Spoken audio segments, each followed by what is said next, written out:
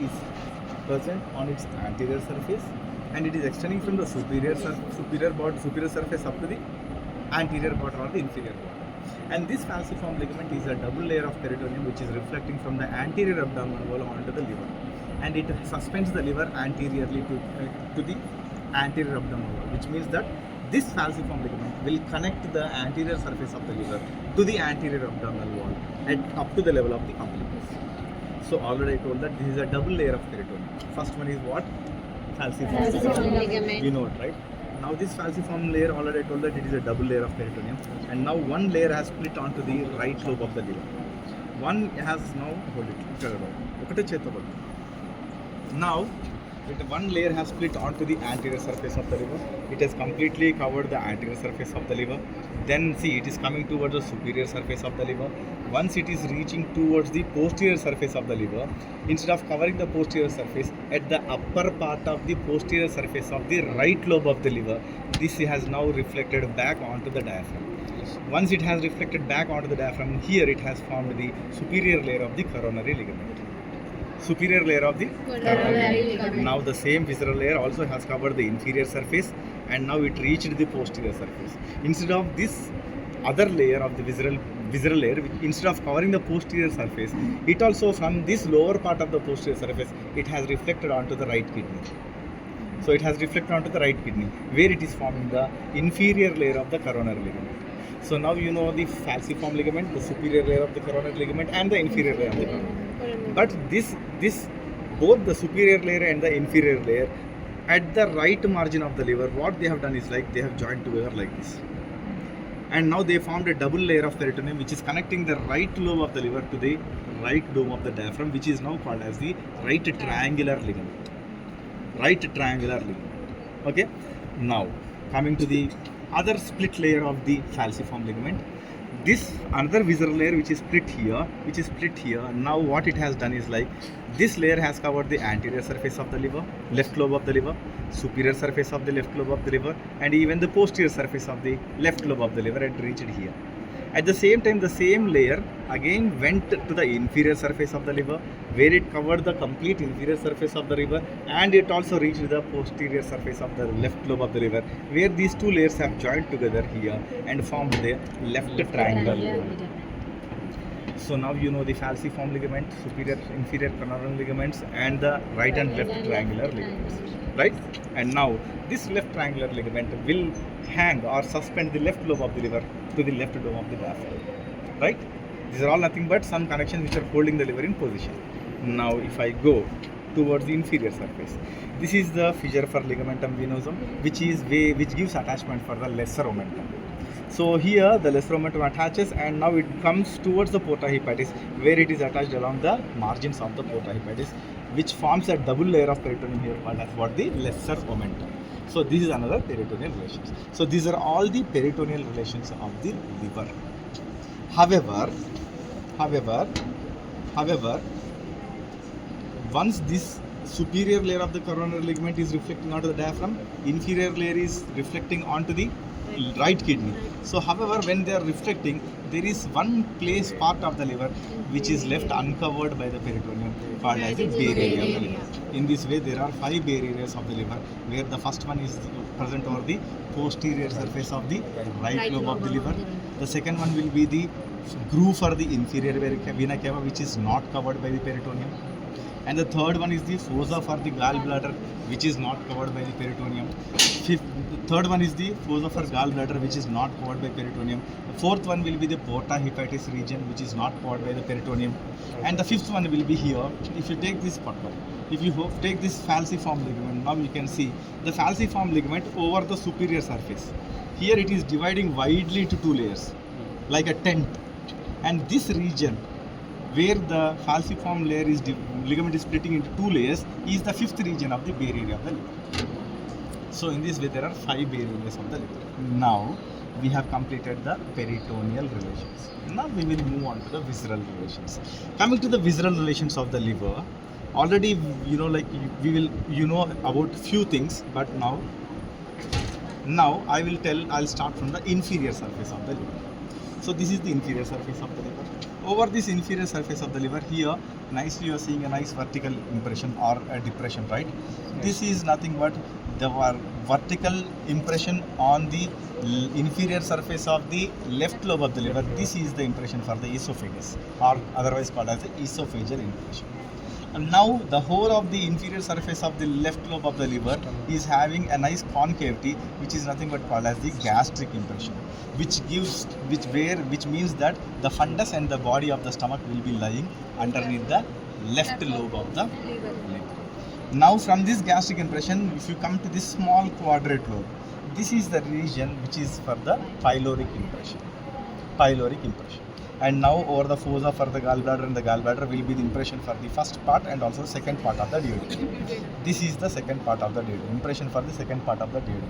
And now just adjacent to the duodenum, you are seeing a nice triangular, like elevation here.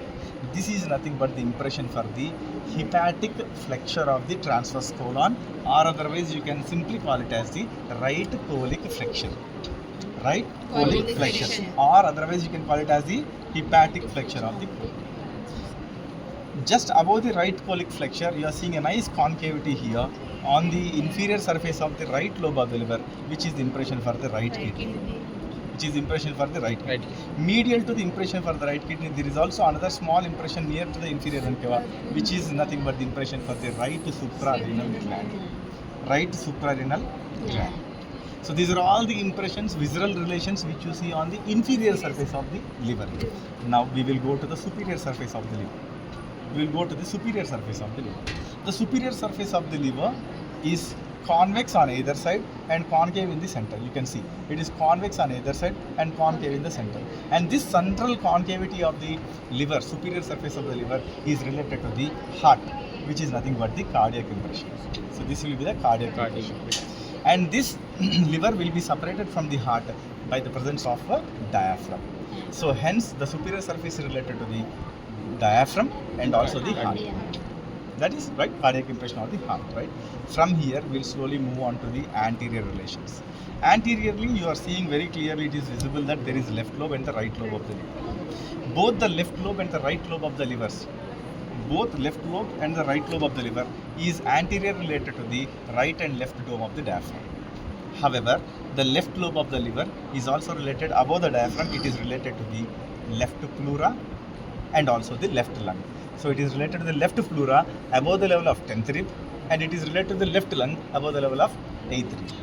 However, the right anterior surface of the right side, this part is also related to the same thing but on the right side. Right? That is right pleura and the right lung. Now we have completed the inferior surface, superior surface, anterior surface. Now I am moving towards the right lateral surface. This right lateral surface of the right lobe of the liver is divided into three regions, namely the upper one-third, middle one-third, and the lower one-third.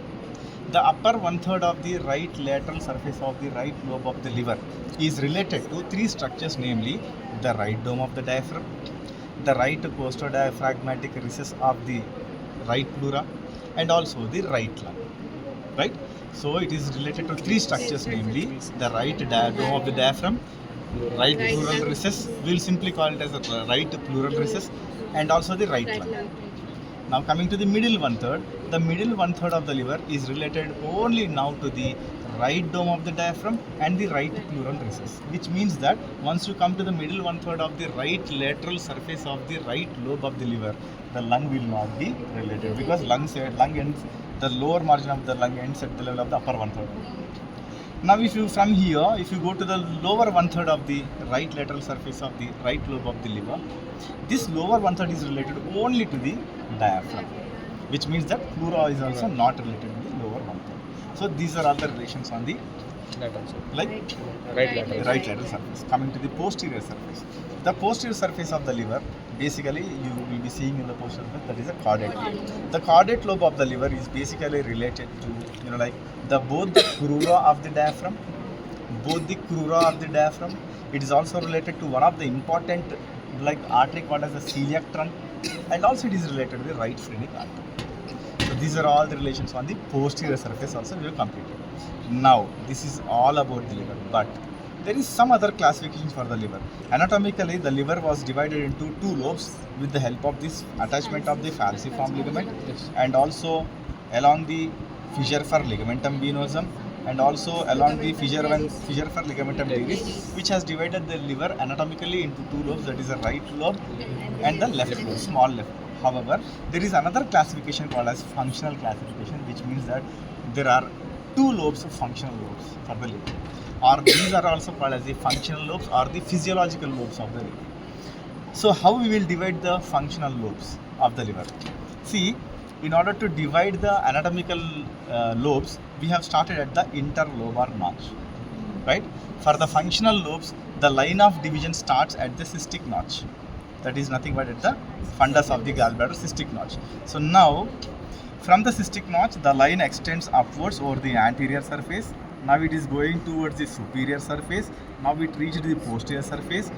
Now from the posterior surface, now see, this line is going exactly in the center, along the center of the caudate lobe, and reached the porta hepatis.